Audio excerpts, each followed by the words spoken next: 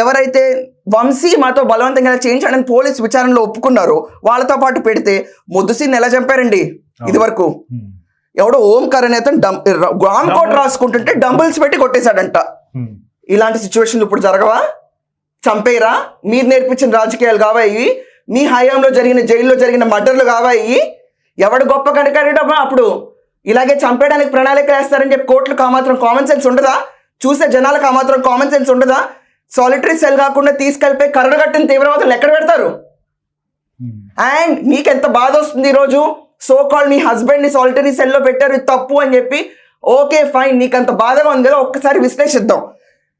నేను కూడా మీ ఆయన వల్లభనేని వంశీ వల్ల నష్టపోయిందని అని చెప్పాను. నేను ఒక టెన్యూర్లో పొలం అమ్ముకుందాం అని చెప్పి అడ్వాన్స్ తీసుకున్న తర్వాత నీ సో కాల్డ్ హస్బెండ్ చేపించిన ఘనకార్యం వల్ల నరసింహారావు అనేవాడు రెడ్ మార్క్ వేస్తే ఆ పొలాన్ని నమ్మలేక అడ్వాన్స్ తీసుకున్న దగ్గర మాటలు పడి 6 నెలల పాటు ఇంట్రెస్ట్ నష్టపోయి ఆ సిచ్యువేషన్లో బిజినెస్ లాస్కి ఎంటర్ అయ్యి ఆర్థికంగా చితికిపోయిన నన్ను ఏమంటావు?